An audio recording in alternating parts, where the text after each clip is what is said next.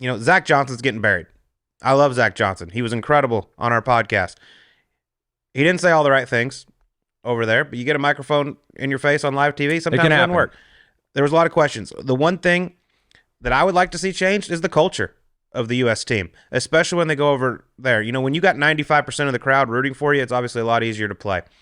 Going over there in a hostile environment, and I love these guys. You got Davis Love III. You've got Stuart Sink, Fred Couples, Jim Furyk, greats of the game. Won a ton. Steve Stricker also. They are so much older than everybody on that team. And I know they know them, but they don't really, really know them. Like, they're not around them every single week. And Zach's out there playing full-time on the PGA Tour. He's around them. He gets it. Stuart Sink still plays quite a bit out there. Davis Love does for a little bit. But these guys don't know each other. They're not in constant contact. I would love to see whoever the next captain is bring in some guys that really know them and know what happens when these guys face adversity, know what happens when they're fired up and are being successful. And I look at guys that I feel like it was such a big miss for Zach of who we could have brought over there to be vice captains. You look at Webb Simpson, who's a major champion and a Ryder Cupper. Current. Sitting at home. Very current. People that don't ever bring up. Jason Duffner. He's a PGA champion. He has a great relationship with these guys. Current. Justin Thomas, Jordan Spieth, Ricky Fowler. Those four hang out all the time together. I know he's older than them. Great relationship. Room together on the road would be incredible. The biggest miss of all, in my opinion. Played on a President's Cup team. He is loved by all the guys. He's the best talker on the PGA Tour. He would be perfect over in Europe. Kevin Kisner. Without question. Oh, by the way, also current.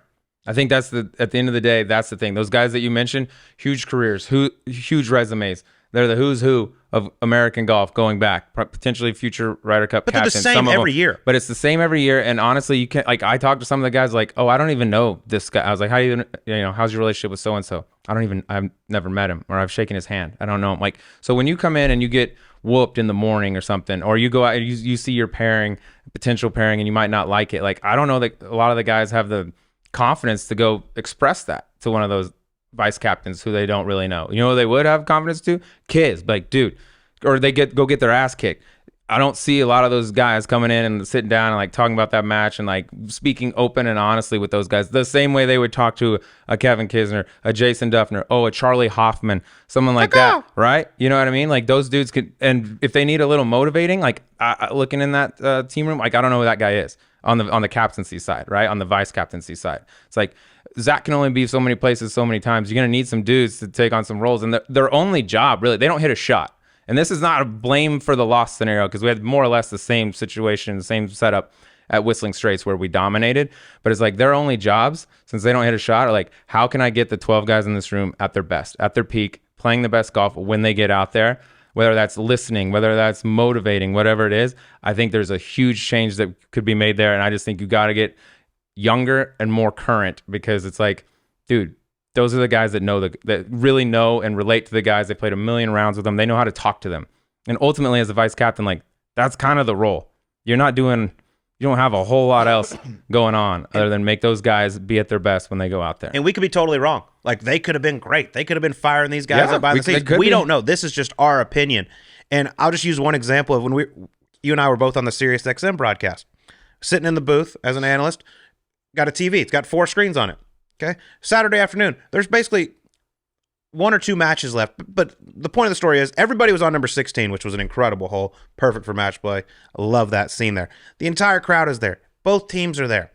And in one of the screens where there just happens we have a floating camera that you can see what's going on, there's a vice captain sitting in a golf cart by himself, pointed the opposite direction with his hands on his arms, just basically sitting there what am I doing here? It looked like my Uber driver waiting on me to finish my last call at Bevy. You're not even over here with the team where everyone is at. You're literally just sitting there. It looks like you're just waiting to shuttle someone back. That's not what we're looking for, man. I brought up Nicholas Colsaerts earlier. He was a G. Name me who on our squad is going to go out there and do that. I didn't know he had that kind of juice, dude. He would step on the first tee. It was he'd been on stage 1,000 times. He'd just hush the crowd and then tell them what to do. Then they'd do it. They'd freak out, go nuts. He'd do that for 4 or 5 minutes. And then bam, here comes the first pairing. And those people are ready to rock. It just felt like I was out there on the course a lot for radio. And Francesco Molinari was walking with him. And he was talking and communicating, slapping him on the ass. like, let's go, pumping them up after good putts. I'm not saying that didn't happen at any point during the Ryder Cup for our side. I just didn't see it as much, and it felt like, look at some of their guys. Colt, pretty current, right? Molinari boys, pretty current, or at least it played with all those dudes out there. It just felt like a little bit different. You know, they had Jose Maria, who's a little bit older too, but I feel like he's just kind of like, he's like our Freddie, more or less. Like, he's a little older, but like, dude, they all look up to him. They all love him, and he's a Ryder Cup icon. Like, it just, the juice, you know, I keep going to that word, but it just looked like that. I mean, that afternoon session on the first day, even going back to the morning too, when we got dump trucked, I was watching the guys walk down the fairway. I was like, dude, they just looked like their dog just died. Like, heads down, shoulders low. Like, we need some sort of a spark plug, some sort of something going. And it wasn't there. But I think when people mention like the culture of the European side and our side, I think it's a hard thing to define. Like, what is it? How do you quantify it? I don't know. But I think that inside the team room, vice captaincy, all that sort of stuff, there's big room for improvement.